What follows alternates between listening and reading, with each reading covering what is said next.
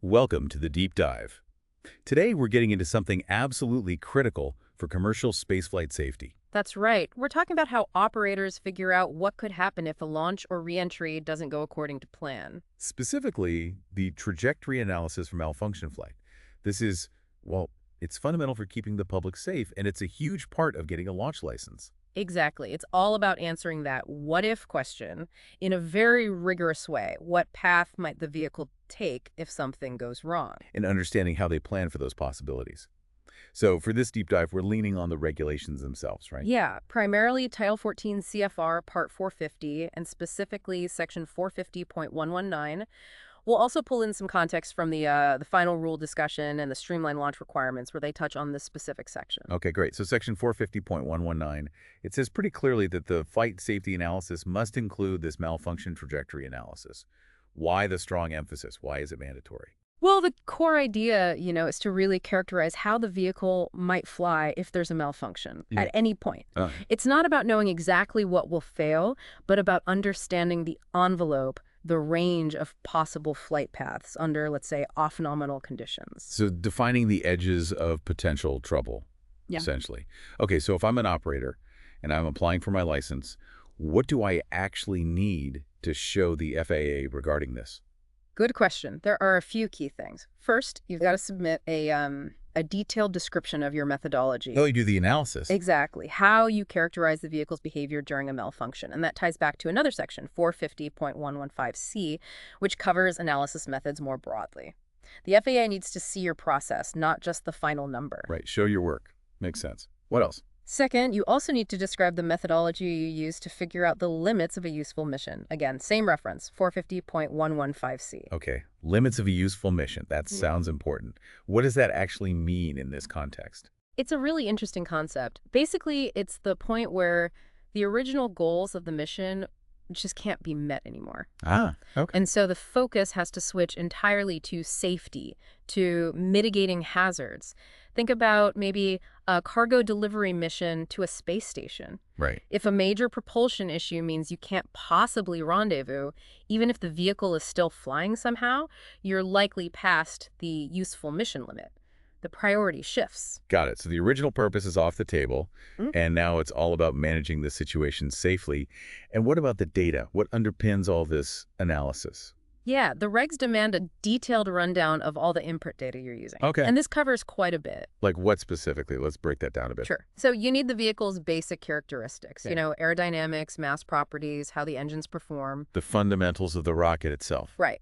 Then the initial conditions, not just the perfect nominal ones, but also off-nominal starting points, altitude, velocity, attitude, that kind of thing. So what the vehicle is, and its state when things might go wrong. What about the forces involved during a failure? Also critical, you need to account for all the forces and moments acting on the vehicle when it's, well, malfunctioning. And really importantly, you have to detail potential failure modes. What could break?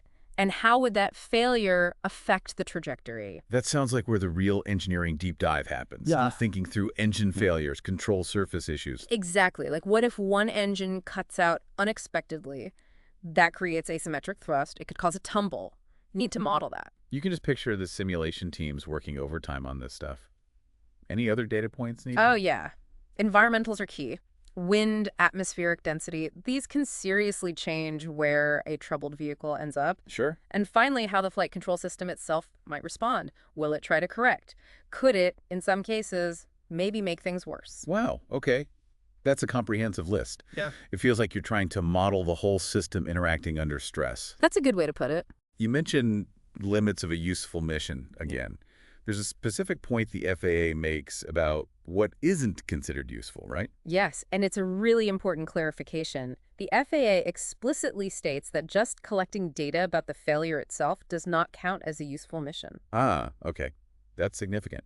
So priority one isn't, let's learn from this failure as it happens. No, priority one is public safety, full stop. You don't continue a potentially hazardous flight just to get more data on why it's failing. That makes absolute sense from a safety perspective. And this ties back to the formal definition of limits of a useful mission in the regulations Part 401, actually, which defines terms generally. It's about the boundary where you can still achieve the mission's purpose. Right, like staying within certain trajectory corridors or achieving a target orbit.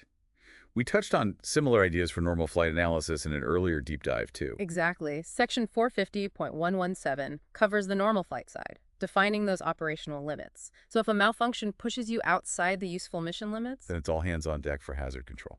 precisely. Mission objectives take a back seat to controlling the hazard and protecting people on the ground or sea or in the air. Which brings us neatly to those hazard control strategies. How does all this complex malfunction trajectory work feed into deciding how to control the hazard, like triggering a flight termination system? It's a direct input.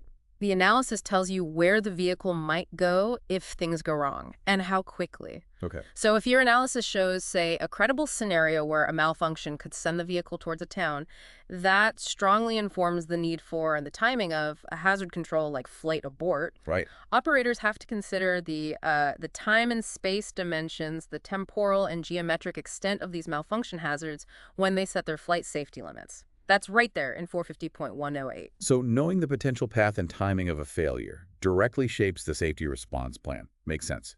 And this malfunction analysis, it doesn't live in isolation, does it? How does it link to other bits of the flight safety analysis? Oh, it's deeply interconnected. For example, it's absolutely foundational for the debris analysis. Which is section 450.121, right? Yep. You can't possibly predict where debris might land after a potential in-flight breakup if you haven't first figured out the possible trajectories the vehicle could be on when it breaks up. Of course. The starting point for the debris is determined by the malfunctioning flight path. Exactly. And similarly, it feeds straight into the flight hazard area analysis. That's 450.133. Defining those keep-out zones on the map. That's the one. By understanding how far afield a malfunctioning vehicle could potentially go, operators define those areas that need to be clear of people and assets during the launch or re-entry window. So it's all about building this layered picture of risk based on understanding what could go wrong and where it could lead. Now, regulations evolve. How has the FAA approached this requirement over time? Is it super rigid, or is there flexibility? That's a really good point, and it's reflected in the rules and the discussions around them. The core requirement to do this analysis, that's absolutely firm, non-negotiable. Okay. But the FAA has deliberately shifted towards more performance-based standards for how you do it. Meaning they care more about the outcome of the safety demonstration than the specific steps you took. Pretty much. They're less prescriptive about the exact models or methods an operator must use. The focus is on achieving the safety objective, showing you understand the malfunction behavior and have controlled the associated risks. So, less of a detailed instruction manual, more of a prove to us you've got this covered. Exactly. For instance, earlier drafts of the rules had some very specific requirements about modeling malfunction turns caused by particular software or hardware glitches. Right. The final rule kind of backed away from that level of prescription. Now, the emphasis is more on characterizing the vehicle's overall response to a malfunction, whatever the root cause might be. That seems sensible and allows different companies with different rocket designs to use methods that best suit their technology, perhaps. Yes, it provides that flexibility and allows for innovation in analysis techniques, as long as the end result is a robust safety case. But that flexibility doesn't mean anything goes, I assume. Definitely not. Even with the performance-based approach, the analysis still must deliver certain things, as laid out in 450.119a. You still have to identify the different sets of trajectories that characterize different types of malfunction flight. You need to estimate the probability, roughly, of each of those sets happening. Okay. And, as we discussed, you absolutely must define those limits of a useful mission. Those core outputs are still required. So the what you need to achieve is clear, but the how has become more adaptable. Understand the potential paths, understand the likelihoods, know when the mission's over, and safety takes precedence. That sums it up really well. It's all geared towards ensuring public safety through a deep understanding of potential failures and having clear criteria for when risk mitigation becomes the sole focus.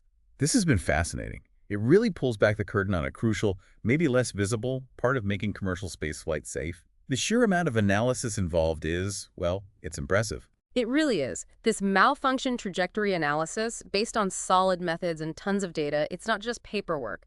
It's a cornerstone of how the FAA ensures safety for these operations. It shows a serious commitment, both from the industry and the regulator, to think through the risks up front. Absolutely. And the shift towards performance standards shows they're trying to regulate effectively without necessarily stifling innovation. Right, finding that balance. It's about enabling progress, but responsibly. Public safety always has to be number one. So for you, our listener, hopefully this gives you a better appreciation for the incredible amount of preparatory work that goes into every single launch and reentry. These safety analyses are complex, but they're vital. And if you are interested in the nitty-gritty, Part 450 of the regulations is out there. It's dense, but it lays out all these requirements. Indeed. Well, that's all the time we have for this deep dive into trajectory analysis for a malfunction flight. Thanks for joining us. Thank you. Look forward to the next one.